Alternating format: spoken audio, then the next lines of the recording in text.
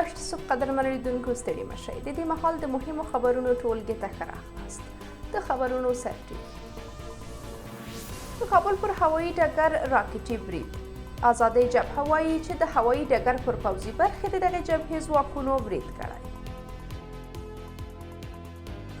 پر رسنیو د طالبانو د محدودیتونو دوام. خالد حنفي د ننګرهار خبریالانو ته د انځورونو اخیستلو اجازه ورنه کړه. د سره صلیب او سرې میاشتې ټولنې فدراسیون وایي چې په افغانستان کې د خوارځواکۍ ناورین ډیر شوی. او په اسرائیلو کې د بالستیک توغندیو ضد ټارټ سیستم فعال شو. بشپړ خبرونه. د افغانستان د آزادۍ جبهه وایي چې د دغې جبهې ځواکونو د طالبانو تر کنټرول لاندې د کابل هوایي ډګر پوځي برخې د راکټي بریدونو هدف ګرځولي دي. د آزادۍ جبهې د دوشنبې ورځ د ایکس پاڼې له لارې په یو خپاره کړي بیان کې ویلي چې تېره شپه د دوی ځواکونو د کابل هوایي ډګر پر پوځي اهدافو د څو راکټونو له توغولو وروسته طالب جنګیالیو سره نښته کړې ده. دغې جبهې د کره معلوماتو له وړاندې کولو پرته ادعا کړې چې د دغه برید په ترڅ کې یې طالبانو ته درنه مرګ ژوبله اړولې ده. په بیان کې څرګنده شوې ده دا لومړی برید په مشخصو اهدافو د څو راکټونو له توغولو سره پیل شو او له مرګ ژوبلې او د دښمن په لیکو کې د ګډوډۍ له رامنځته کولو وروسته د جبهې د ښاري ګروپ پیاده ځواکونو د یو منظم او پلان شوي برید له مخې د دښمن مرګ ژوبله دوه برابره کړه. د یادونې ده چې تېره شپه سرچینو اشته صبح ورځپاڼې ته ویلي وو چې د کابل پر هوایي ډګر راکټونه توغول شوي دي. طالبانو تر اوسه په دې تړاو څه نه دي ویلي. تېره ورځ هم د آزادۍ جبهې د کابل په دارالمان سړک د څلورو طالبانو د وژل کېدو ادعا کړې وه. پر رسنیو د طالبانو د محدودیتونو په دوام د ننګرهار سیمه ییزې سرچینې وایي چې د دغې ډلې د امر بالمعروف او نهي عن المنکر وزارت سرپرست خالد حنفي ننګرهار ته د خپل سفر پر مهال خبریالانو ته د انځورونو اخیستو او د دغه سفر د خبري پوښښ اجازه نه ده ورکړې.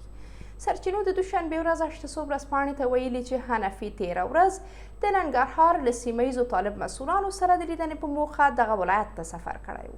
د سرچینو په وینا خالد حنفي آن د ننګرهار ولایت مقام لپاره د طالبانو د رسنیو دفتر کارکوونکو ته هم د دغې ناستې د خبري پوښښ او انځورونو اخیستو اجازه نه وه ورکړې.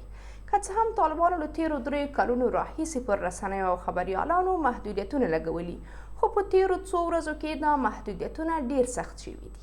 3 ورځې مخکې د طالبانو د لوړو زده کړو سرپرست وزیر ندا محمد ندیم خوست ته د خپل سفر پر مهال د دغه ولایت خبریالانو ته د انځورونو اخیستو اجازه نه وه ورکړې. د سره صلیب او سرې میاشتې ټولنې نړیوال فدراسیون وایي چې د طالبانو تر کنټرول لاندې افغانستان کې د ماشومانو، امیندوارو او شیدې ورکوونکو میرمنو ترمنځ د خوارځواکۍ ناورین ډیر شوی دی. دغه بنسټ د دوشنبې ورځ په یو راپور کې ویلي چې دا مهال په هیواد کې له 5 کلونو کم عمره 3.2 میلیونه ماشومان او 840,000 امیندواره او شیدې ورکوونکې میرمنې له شدیدې خوارځواکۍ څخه ځورېږي. له دې ډلې 1.1 میلیونه ماشومان له شدیدې خوارځواکۍ او اړوندو روغتیایي ستونزو څخه کړېږي. د دغه راپور پر بنسټ په کندهار او پکتیکا ولایتونو کې پر خوارځواکۍ د اخته کسانو کچه ډیره لوړه ده. په کندهار کې 113,380 له 5 کلونو کم عمره ماشومان او 140,354 امیندواره او شیدې ورکوونکې میرمنې پر شدیدې خوارځواکۍ اخته دي. همداراز په پکتیکا کې 40,640 ماشومان او 10,058 ښځې پر شدیدې خوارځواکۍ اخته دي. په راپور کې راغلي چې په کندهار او پکتیکا کې د خوارځواکۍ له کبله د ماشومانو او ښځو د مړینې کچه 6.4% او د هیواد په نورو برخو کې بیا 3% ده. د راپور له مخې د روان کال له مې څخه تر سپټامبر میاشتې پورې په هیواد کې د خوارځواکۍ د ناروغانو شمیر په بېساري ډول ډیر شوی دی. اقلیمي ناورین، د بشرپاله مرستو کمښت او د کورنیو ترمنځ ډیره بېوزلي د افغان ماشومانو او امیندوارو شیدې ورکوونکو ښځو ترمنځ د خوارځواکۍ د ډیرښت مهم عوامل بلل شوي دي. بهرنیو رسنیو د اسرائیلو په خاوره کې د امریکا د توغندیو ضد تر ټولو پرمختللې هوایي دفاعي ټارټ شبکې د ځای پر ځای کولو او فعالېدو خبر ورکړی. د ټایمز اف اسرائیل ورځپاڼې د دوشنبې ورځ راپور ورکړی چې د توغندیو دا دفاعي شبکه پر اسرائیلو د ایران د احتمالي بریدونو د مخنیوي لپاره فعاله شوې ده. د راپور له مخې د توغندیو د دفاعي شبکې ترڅنګ لږ تر لږه 100 امریکایي پوځیان اسرائیلو ته استول شوي ترڅو د دغې شبکې په کارونه کې مرسته وکړي. ټاډ د بالستیک ضد توغندیو یوه پرمختللې شبکه ده چې د اوږد واټن، منځني واټن او لنډ واټن ګواښونو د مخنیوي لپاره جوړه شوې ده.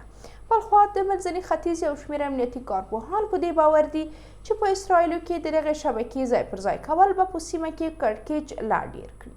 تر دې مخکې د ایران اسلامي جمهوریت د توغندیو ټاډ دفاعي شبکې د ځای پر ځای کولو په غبرګون کې ویلي چې واشنګټن په اسرائیلو کې د دغې شبکې د لارښوونې لپاره د خپلو ځواکونو ژوند په خطر کې اچوي. د یادونې ده چې د اکتوبر په لومړۍ نیټه د ایران لخوا پر اسرائیلو د توغندیو تر برید وروسته پر تهران د تل ابیب د بریدونو ګونګوسې ډېرې شوې دي. CNN څو ورځې مخکې د خپلو سرچینو په حواله ویلي وو چې د اسرائیلو لومړي وزیر بنیامین نتنیاهو د ایران پر خاوره د برید هدفونه په ډاګه کړي دي. تر اوسه د دغو بریدونو کره مهالویش نه دی په ډاګه شوی، خو د امریکا ولسمشر جو بایډن ادعا کوي چې پوهیږي دا برید کله او څنګه ترسره کیږي. قدرمنو لیدونکو، دا د دې مهال مهم خبرونه له ملتیا مو نړۍ مننه.